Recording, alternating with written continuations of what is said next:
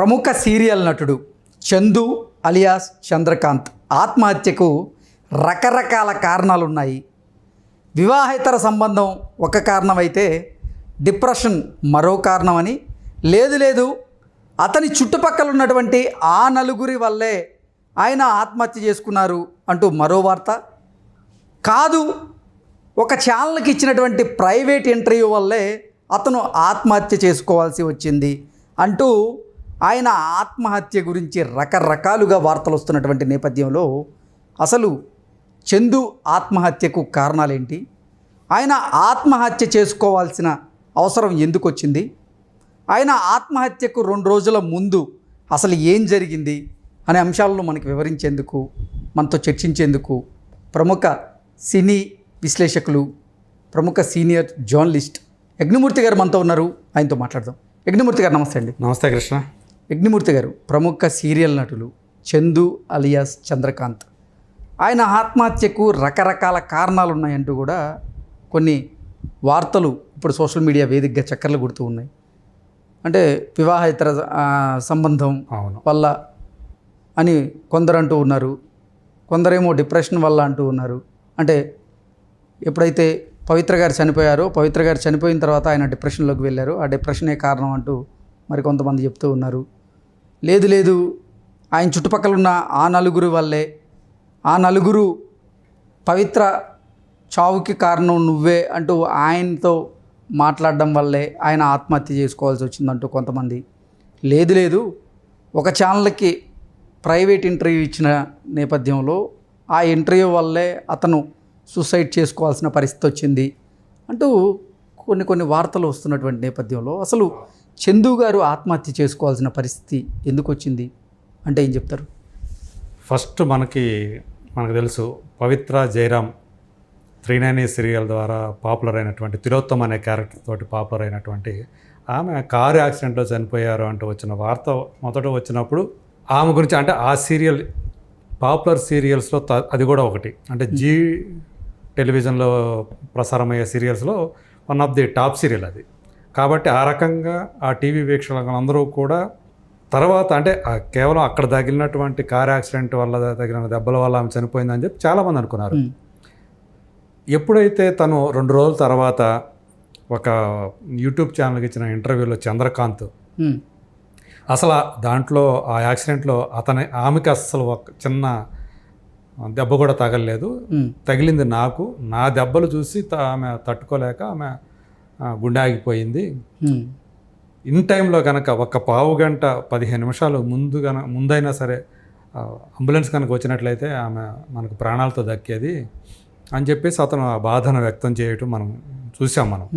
So అంటే బెంగళూరుకి ఏదో కార్యక్రమానికి వెళ్ళి వచ్చేటప్పుడు మహబూబ్ నగర్ దగ్గర జరిగింది అది. ఆ తర్వాత మళ్ళీ 2 రోజులకే ఇతను ప్రాణాలు తీసుకున్నాడు, సూసైడ్ చేసుకున్నాడు అనేటప్పటికి ఒక్కసారిగా మొత్తం అటు టీవీ ఇటు సినీ పరిశ్రమ 2 కూడా ఒక్కసారి షాక్ అయిపోయాయి. ఇది మరింత సీరియస్ వ్యవహారంగా మారిపోయింది అది.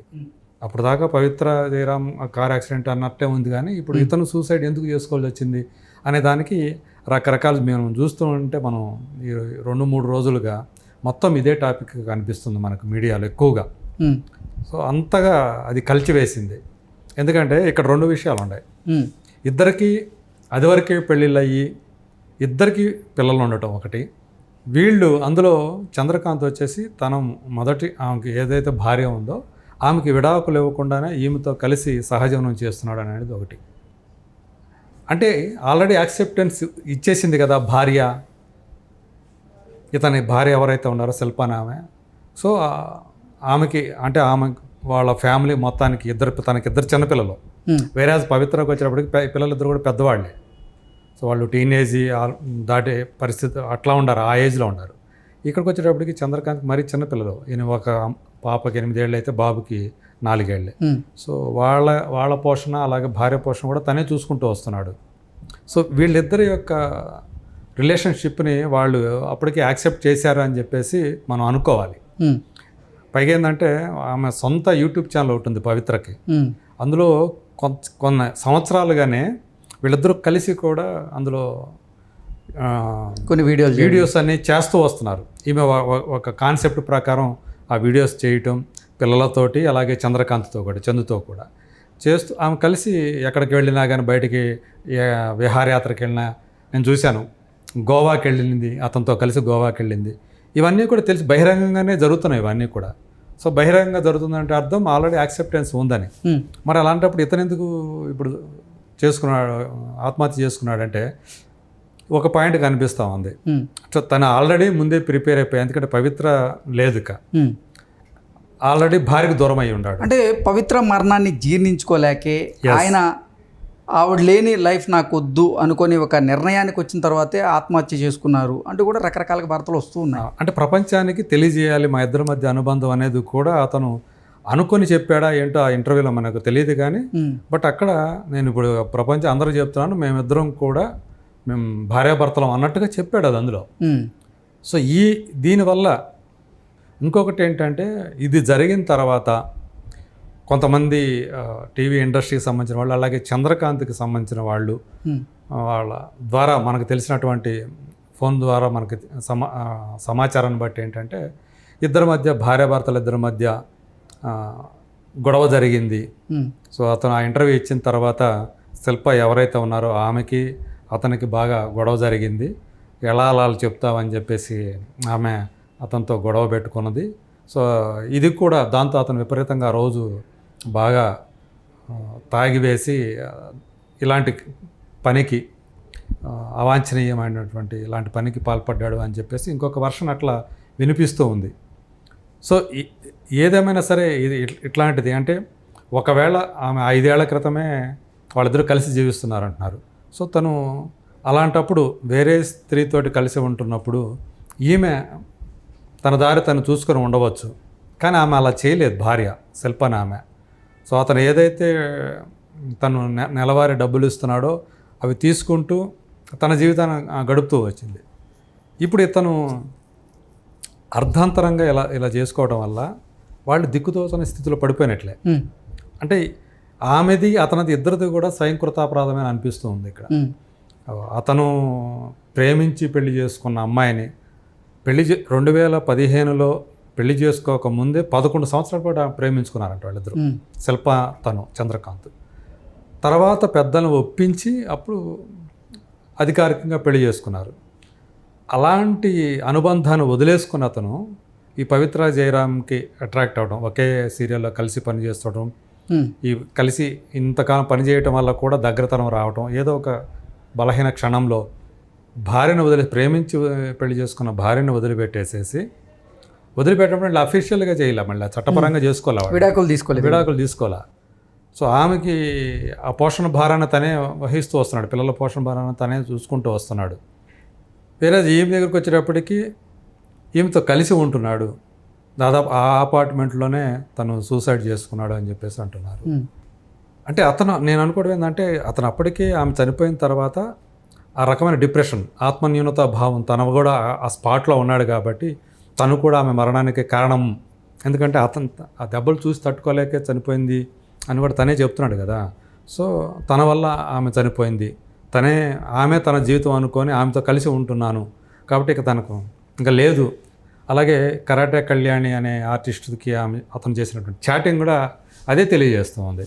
సో అతను ఆల్రెడీ ప్రిపేర్డ్, ఇంకా అయిపోయింది, తను భార్యకి దూరం అయిపోయాడు, ఇటు ఈమె తనకి దూరం అయిపోయింది కాబట్టి తను ఉండి ఇంకా ప్రయోజనం ఏమిటి అనుకొని ఆయన ఈ పనికి ఎలాంటి దుశ్చర్యకి సో పాల్పడి ఉంటాడని చెప్పేసి నేను అనుకున్నాను. దీనివల్ల ఏంటంటే అందరికీ మానసిక వేదనే, ఆ కుటుంబానికి ఇప్పుడు అతను ఎవరైతే భార్య ఉన్నారో పిల్లలు ఉన్నారో చాలా కాలం పాటు ఇది వేధిస్తూనే ఉంటుంది ఎలాంటిది. అంటే ఒక యూట్యూబ్ ఛానల్కి చందు ఇచ్చిన ఇంటర్వ్యూ వల్ల కూడా చందు ఆత్మహత్య చేసుకొని ఉండొచ్చు అంటూ రకరకాలుగా వార్తలు వినపడుతూ ఉన్నాయి. ఒక యాంకర్ అడిగినటువంటి ప్రశ్న కారణంగానే, ఒక యాంకర్ బిహేవియర్ కారణంగానే చందు కూడా సూసైడ్ చేసుకునే థాట్స్లోకి వెళ్ళిపోయాడు అంటూ రకరకాలుగా ఒక యాంకర్ మీద దుమ్మెత్తి పోసేటువంటి ప్రయత్నాలు సోషల్ మీడియా వేదికగా చేస్తూ ఉన్నారు కొంతమంది నెటిజన్లు. సాధారణంగా ఒక ఇన్సిడెంట్ జరిగినప్పుడు, ఒక ప్రమాదం జరిగినప్పుడు ఆ ప్రమాదానికి బాధితులు ఎవరైతే ఉన్నారో వాళ్ళకి సంబంధించినటువంటి సన్నిహితులు, బంధువులు, మిత్రులు వీళ్ళ యొక్క వర్షన్స్ తీసుకోవటం, వాళ్ళ గురించి మాట్లాడుకోవటం అనేది మీడియాలో సాధారణంగా జరిగే ప్రక్రియ అది. సో అందువల్ల మనం అక్కడ అతను తప్పు పడాల్సింది ఏం లేదు. సో మనం ఏది అడిగినా ఇంటర్వ్యూ జర్నలిస్ట్ అనేవాళ్ళు అనేక ప్రశ్నలు అడుగుతుంటారు. ఏది చెప్పాలి, ఏ ప్రశ్నకి ఎంతవరకు సమాధానం చెప్పొచ్చు, సో ఎంతవరకు మన వివరాలను మనం వెల్లడించవచ్చు అనేది అది అవతల వాళ్ళు హోస్ట్ అతిథికి సంబంధించినటువంటి విషయం. అది వాళ్ళే డిసైడ్ చేసుకోవాలి. వీళ్ళు రకరకాలుగా వీళ్ళకి కావాల్సిన విషయాలు రాబట్టుకోవడానికి ప్రయత్నం చేస్తుంటారు, యాంకర్లు కానివ్వండి, ఇంటర్వ్యూలు కానివ్వండి. సో కానీ నేను అనుకోవడం అంటే రెండు విషయాలు ఇందులో. అప్పటికే అతను మొత్తం అంతా డిసైడ్ చేసుకొని ఇతనికి వివరాలు, తనకు సంబంధించిన వివరాలన్నీ కూడా పవిత్రకి తనకు సంబంధించినటువంటి అనుబంధం గురించి బయట పెట్టాలని చెప్పి చేసుకొని ఉండవచ్చు. లేదు ఆ ఆలోచన లేకపోయినా కానీ ఆ ఇంటర్వ్యూ ఇచ్చిన తర్వాత తను ఏదైతే చెప్పాడో ఆ వివరాల వల్ల తను నువ్వు ఇలా బయటపడతావా, మొత్తం మన కుటుంబ పరువునంతా కూడా తీస్తావా అని చెప్పేసి భార్య అతనితో వాదన పెట్టుకొని దానివల్ల అతను మనస్తాపానికి గురై ఈ పని అనేది చేసి ఉండొచ్చు. సో ఏదైనా దేనికైనా ఆస్కారం ఉంది. ఓకే. సో ఇది అందువల్ల మనం ఇంటర్వ్యూని తప్పు పట్టడానికి ఏమీ ఉండదు. ఎట్లాంటి వాటి ఎవరైనా మీడియాలో ఉండే పర్సన్స్ చేసే పనే అది. అవును. సో మనం చూస్తూనే ఉంటాం, జర్నలిజంలో భాగంగా అంతే చేయాల్సి వస్తుంది. అంతేగాని ఆ జర్నలిస్ట్ని కానీ ఆ యాంకర్ని కానీ తప్పుపట్టాల్సిన పరిస్థితులు అయితే లేవు, అవసరం అయితే ఏం లేదు. సో ఎంతవరకు సమాధానం చెప్పాలి, అసలు ఇష్టం లేదా చెప్పాలి, ఇష్టం లేకపోతే